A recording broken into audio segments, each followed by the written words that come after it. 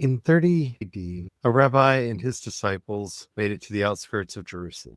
The holiday of Pesach was approaching, and he had a plan. He grew up in a war-torn region of the world, governed by a ruthless and cruel empire. And he knew that if he didn't take action swiftly, that empire would crack down on all of his disciples, and they would die at the empire's cruel hand.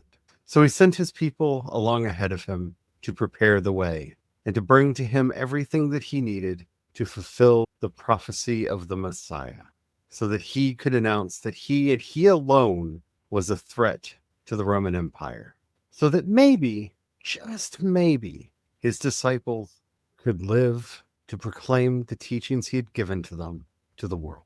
Happy Palm Sunday, everyone. Today, we are going to be meditating on and talking about Jesus' triumphant entry into Jerusalem as we walk together down Creation's paths.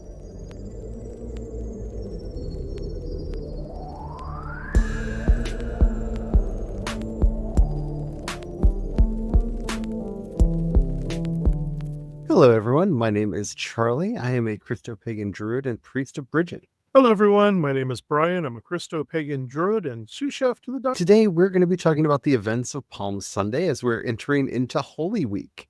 We're going to be doing a special series of episodes this week, which means normally we do an episode Monday through Friday, but this week we're doing an episode every week, starting today on Sunday, running all the way through Easter Sunday. And we have something very special planned for each and every day. So if you haven't already, don't forget to like, subscribe, follow, whatever the terminology happens to be on whatever app you're listening to us on. We have a lot to talk about this Holy Week, and I can't wait to get into it. So let's just go. Palm Sunday is probably the most misunderstood holiday on the Christian calendar because we have hindsight. Our hindsight tells us that the Jesus movement will survive. Everything that he did on this day will live on past him and will become the largest religion in the world. We know that. He didn't. That might sound like blasphemy to a lot of people because in the 3rd century, we declared Jesus God. And so as God, he was omniscient, right? Well, if you read the Gospels themselves, he seemed very worried about the outcome of the events at hand. We see him struggling so hard. By Thursday night, he's literally sweating blood while praying. Giving that kind of omniscience to Jesus as he's entering into Jerusalem is as anachronistic as you can get. Because he hoped, he had faith, but I don't think we could say that he definitely knew that what he was going to do would win the day. I'm in a more pedantic mode, fair warning. I would like to argue that would actually be in contradiction with the 3rd century thinking because he's also 100% man and therefore should have all these fears and concerns and hopes and aspirations and non-omniscience that all humankind has. Only focus on the God side denies the man side, and thus, according to the 3rd century fathers, that's heresy. I completely agree. I believe that's actually Montanism or Docetism. There's so many isms, first 4 centuries of Christianity. I have a hard time separating them from each other. But because one of those is that Jesus was 100% God. I think that was Montanism, but I can't recall at this moment. Now, a lot of what we're going to be talking about today is from my personal reading of the story. I think it is rooted in a much more historical understanding of what probably happened here. I think we put too much bravado on Jesus. I think that we put way too much messianic hope onto Jesus. Because remember, leading up to this, Jesus sends the disciples out and has them ask people, who do they say that I am? This is recorded in several of the Gospels, and only a few come back and say they believe that you are the Messiah. Some say that you are Elijah, come again. And Peter, of course, in this famous series of dialogue, when Jesus asks him, well, who do you think that I am? Peter responds, you are the Messiah, the Son of the living God. What's important to remember there is that is being said in the way that you would say that to King David, to King Solomon, to any of the Davidic kings. This was not actually a statement of belief in Jesus's unification or identity with the Godhead. This was in seeing the king as divine. The Israelite scriptures and pre-rabbinic Judaism often refers to people, especially people in power, as divine beings, but also just general people. Remember when the Witch of Endor summons the spirit of Samuel back from the dead, she very clearly says, "You did not tell me that he was a god." And no one corrects her, by the way. If anybody was wrong in Samuel's presence, Samuel never missed a chance to say, well, actually, he just rolls with it. So this idea of divinity here is not the kind of divinity we see later in Trinitarian thought. This kind of divinity is the kind of, you are the image of God that we can look at. When we look at you, we see God. This is the kind of divinity that Jesus himself claims. When you look at me, you see the Father. This is the way Jesus taught this kind of divinity, that he embodied, that he exhibited this kind of divinity. And so like a Davidic king, like a judge, like most people, you were seeing the image of God in him. And so you can see the uncertainty in Jesus asking. And my personal belief is Jesus asked this question because he needed to see if the time was right. Because remember, he grew up in the shadow of Sepphoris. And I bring up Sepphoris a lot because it was 4 miles away from Nazareth, where he was raised. According to tradition, his grandparents and mother were from that city. So he would have known about the Messianic rebellion that took place there. We don't know how many people were actually killed in this rebellion. What we do know is Josephus claims that thousands of people were crucified. It probably wasn't that many. But those who weren't crucified were carted away into slavery. And Jesus knows what happens to people that have a whiff of the Messiah on them. His own teacher, John the Baptist, was beheaded. He knows what is bound to happen. He also knows that Rome tends to be thorough and not just take out the teacher, but all of the disciples, just crushing these potential threats before they actually become a threat. And so the way I see this passage, because it is very calculated, there's no way to read his entry into Jerusalem without seeing how calculated it is. The disciples run ahead. They make sure that they have all of the things that Jesus needs to have to fulfill the prophecy. The Messiah is said to enter riding a donkey, or riding on both a donkey and a foal. So depending on the version of the story, because we actually have two competing versions of his entry into Jerusalem, they go and they get the animals. They also, in my opinion, set up the crowd to greet him, that they go to the followers of Jesus in town and have them lining the road. I do not think that the entire city of Jerusalem showed up to greet him. I do think all of his followers were there. And leading credence the belief that he was the Messiah, they cast palms down on the ground before him to welcome the new Davidic king into the city of David. And the crowd probably drew just some other onlookers as well, just because some people around would have been like, oh, what's going on? Why is there this crowd gathering? And as we're going to be talking about a lot this week, it is my firm belief that the events of Holy Week were orchestrated by Jesus to ensure his execution and not that of his followers. That when the disciples said, he died for me, they meant that quite literally. He died literally in their place. And that this becomes more analogized and mythologized as the story progresses out of this really inciting incident in Christian history. Because it's very rare for a movement like this to survive the death of its leader. That usually doesn't happen. So here we are. Jesus is setting this up.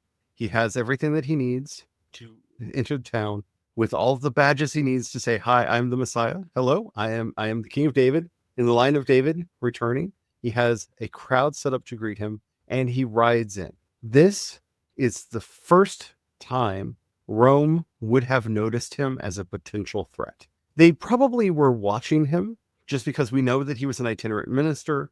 We know that he was traveling around a lot, and especially around the Galilee.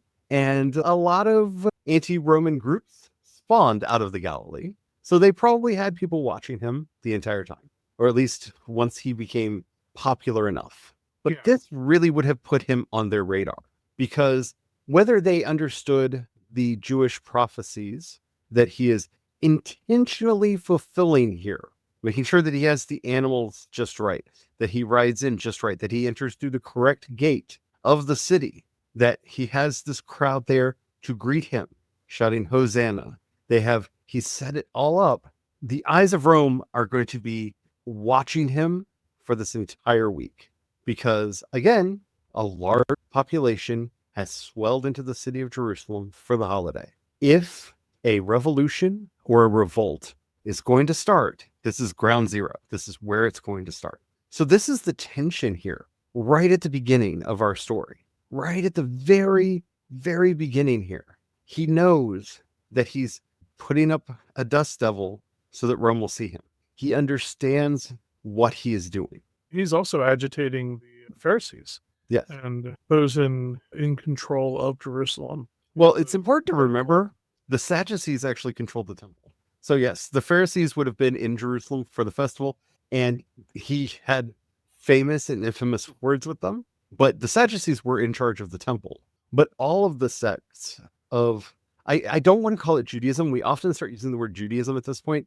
I don't think we should use the term Judaism until after we have the Mishnah and the two Talmuds written. I think that's when we transition from this form of Judean religion into what we would see as modern Judaism.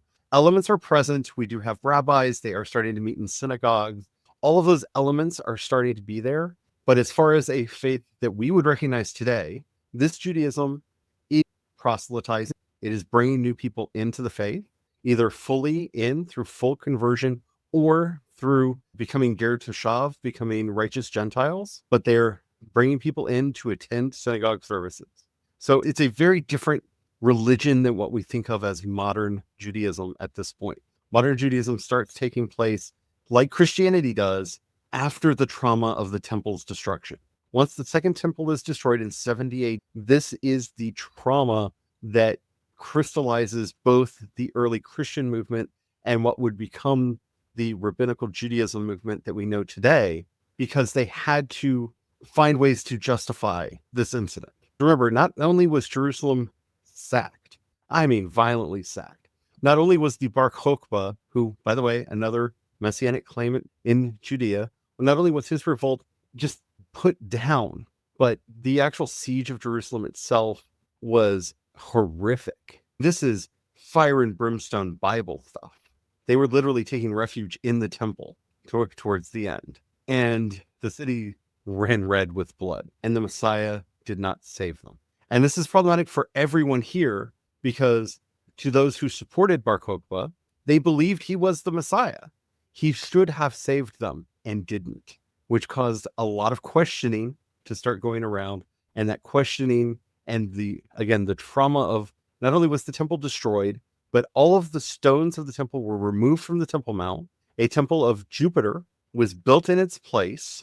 Pigs were sacrificed on the altar to further add insult to injury. Other parts of the Temple Mount were used as a trash heap. The city was renamed, as was the name of the region. Rome decided they were going to erase this people off of the map until Flavius realized I could actually use them as a scapegoat to gain more power and read an anti-Semitic wave into becoming emperor. But for Christians, this was also a trauma, because Jesus did not return. No one came to save them when the temple burned. The scriptures say that Jesus prophesied the destruction of the temple, and I tend to believe that he did, namely because we know the Essenes did. We know that several of the sects of Judaism, Judean religion that existed at the time, predicted the destruction of the temple, that this was going to take place in this great apocalyptic war that they were all waiting for and anticipating. So the idea that Jesus would have predicted the destruction of the temple makes perfect sense, in line with what everybody else had predicted. And remember, he's about to do that, because it's, I believe, the night after he enters Jerusalem that he takes people up on the Mount of Olives and then proclaims, looking over the city, that look at the temple in all its splendor. Not one stone will be left upon another. That'll be coming up shortly. Episode on CreationSpirituality. But all of that is the trauma to come. In this moment, it's about triage. I don't think Jesus was happy entering Jerusalem. He had a plan, and he knew that by the end of the week, he would be dead. Not only are all of the Gospels in agreement on this, but the older the Gospel, the less mystical that reason is. Remember, it's not until the Gospel of John, which is the last gospel written, that Judas is possessed of the devil, because they're trying to find an excuse for why Judas betrayed Jesus, right? He's planning it. He's been warning them. He's been preparing them the entire time. And now he's there. He's in the city. So what does this mean for us? How does this relate to us today? Well, one, I think we can all know this anxiety, this feeling of change in the air. We've done episodes about it recently where we've talked about how so many people are feeling this energy in the air that something is about to happen. Some big, drastic change is coming. And we're kind of in the same place that Yeats was when he wrote The Second Coming. What lumbering beast, its time come, lumbers towards Jerusalem to be born. We're all in that place.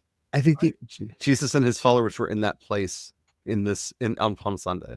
Very much so. I found it very helpful. I've had several meditations and thought exercises on Palm Sunday, the events around it. And I found it very helpful to put myself into Jesus' shoes.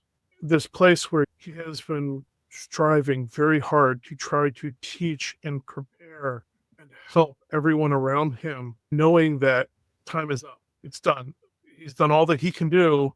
He's dragged them along as far as he can drag them, and he just has to now accept and finish the last steps of the journey. I find it helpful to spend time in that moment so that when I'm working on a project or any number of projects, that there is this point you get to in the project where no matter how much preparation you've done, no matter how much time you wish you could spend on it, you have to just accept that it's done. You've got to finish those last steps, accept it is what it is, and move on with life. Birth it into creation and move on. It's so helpful for those moments, because especially when it's difficult moments, when it's something that you don't feel ready for. Because I think that was the big part of the struggle, is I think you could just see in some of the conversations between Jesus and the disciples leading up to that, where you could tell, you really get this feel that Jesus is like, wait, they're not quite getting it. Like, they're close. Some of them kind of get it, but they have so much further to go. And it's just like, sometimes you just have to go, okay, time's up. I also like it as a helpful reminder. Sometimes when I want to procrastinate working on a project, I have to remind myself that if I procrastinate, I may come to this moment where it's my turn. I've got to just go ahead and put everything in motion and ride into Jerusalem, knowing what's about to happen, because deadline's here. And sometimes it helps me not procrastinate projects, because I can bring up the emotions and stuff that were brought up in the thought exercise and in the meditation, that dread, that worry, the anxiety, the concern. I can bring all that up to combat the that's all good procrastination type vibe, to kind of maybe drown the other out and be like, well, maybe it's not. Maybe I should go ahead and put some time into it now so I can be better prepared. Yeah, this is the first of, I think, the last temptations that Christ goes through. And in so many ways, they mirror the ones that we see him going through in the desert. Because this is that temptation. I will put all of the nations of the earth at your feet. Mm-hmm. All you have to do is kneel down and worship me. Because there had to be a part of him in this moment.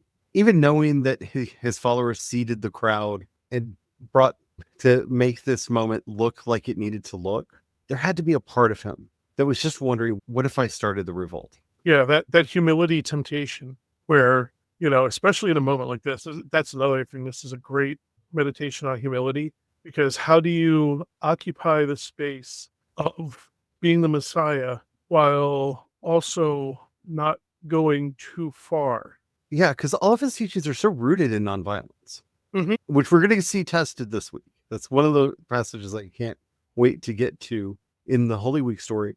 But all of his teachings are rooted in nonviolence, because he knows what violence will get them. And this to me is the power of nonviolent protest, because every other Messiah that tried to overthrow the Greeks or the Romans showed up with an army to liberate the people. And Rome did what Rome was very good at doing.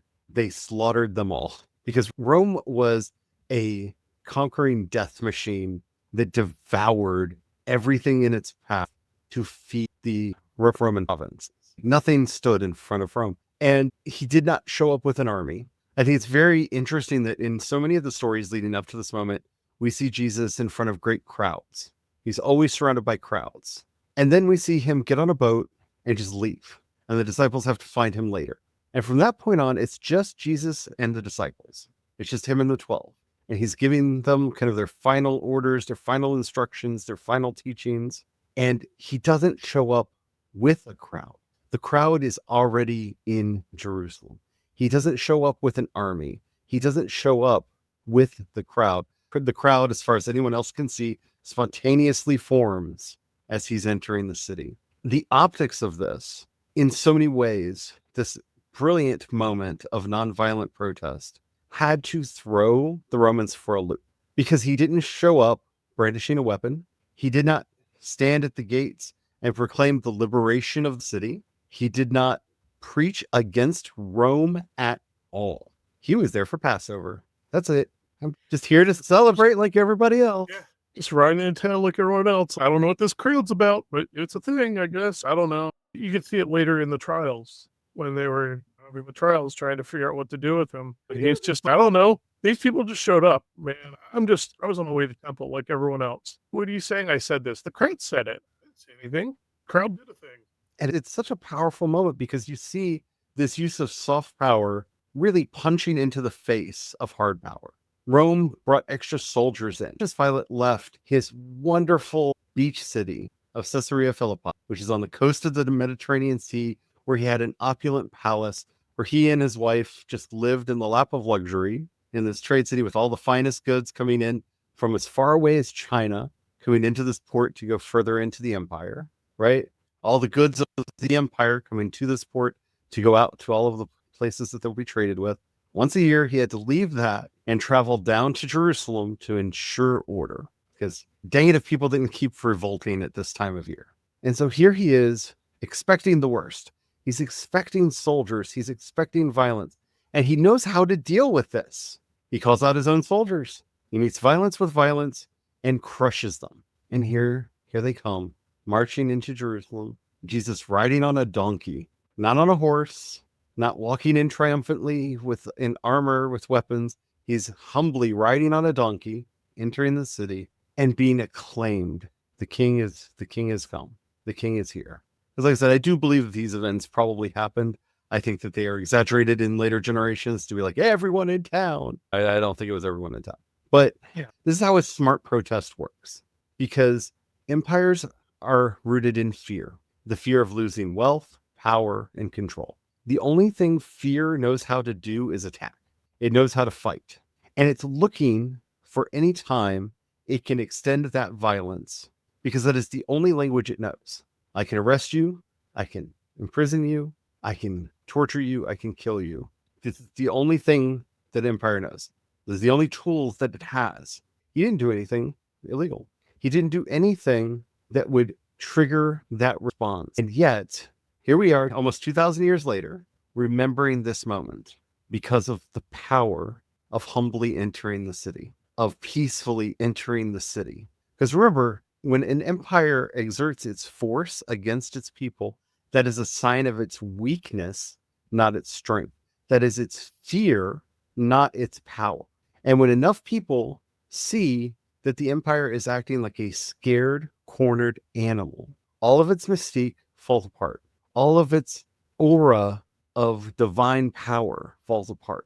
And that's the really subversive, dangerous thing about what Jesus is doing here. Because if they were to attack him right now, that would be an overreaction. It would be too obvious that they were afraid. So they can't act now. He's upset all the right people to get all the whisper campaigns going. This guy's got to go. But if we act too soon, the crowd might riot, and that'll hurt all of us. Or the crowd will see how vulnerable we are, and that could pose a problem. This is the true power of nonviolent resistance, is it shows that the state has but one power to use, and it is blind violence. And when you can undercut, that's how you actually achieve victory. And that's what we're seeing happen here. So tomorrow, we're going to be continuing the story. Do a teaser for tomorrow. Yes, tomorrow is when we get to talk about the Mount of Olives, Jesus' teachings up there. And what does that mean for Christopagan? I really want that to be like a 12-hour episode. Yeah. It won't be, because we're trying to keep them relatively short and simple like we have been, but this is almost inexhaustible. For the theological students and the verbose, we'll be talking about realized eschatology. Yes, words, real fancy words, and how people misunderstand the teachings of Jesus. Yeah. It's going to be fun. I'd love to know your thoughts about Palm Sunday. I'm sure we all approach this from different angles or from different traditions that have emphasized different parts of it. I know growing up, it was always a triumphalist holiday. We would actually bring palm fronds into the church with us, and we would wave them in the air. So let us know what you think. What are your thoughts about Palm Sunday? If you're listening to us on YouTube, Spotify, or CreationsPaths.com, you can leave a comment right there. Anywhere else, even if they say you can leave a comment, don't notify us so we won't know. Leave a comment there anyway, because engagement is magic. And then head over to CreationsPaths.com, click on chat, and you can leave a comment there. While you're there, if you happen to have a few dollars you can pass our way, we offer monthly and annual memberships. You can also support us on Patreon and Ko-fi. I am CE Dorset on both, or you can support us with the Cash App hashtag CreationsPaths. Thank you so much to everybody who does that. You really do help us keep the lights on, roof over our head, and food on our table. Thank you so very much. If you don't have any money right now, or if you're not sure that we're the kind of people you want to give your hard-earned treasure to, that's perfectly understandable.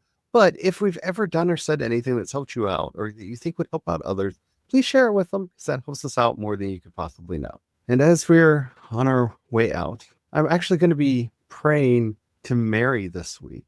If you want to read a very interesting alternate version of Holy Week in St. Mary Agretta's Mystical City of God, she recounts all of these events from Mary's point of view, from the perspective of Mary, the mother of Jesus. And the crucifixion from Mary's point of view, and the scourging and everything that leads up to it through, is crushing. It is powerful reading. Do not read if you are squeamish or are prone to existential crises, because Mary's heart breaks, and the description of it goes so far as to talk about how she thought she was going to blip out of existence because of the pain she was personally feeling. So we're going to be praying to Mary this week, the witness, the model, the tree of life herself. Blessed Mary, Mother of Jesus, help us to see your Son's triumphant entry into Jerusalem, and that act of defiance against the imperial state of Rome for what it was. And help us to see how we can engage in protest in our own times to bring justice, peace, and equity to all the peoples of the world. Amen. Amen.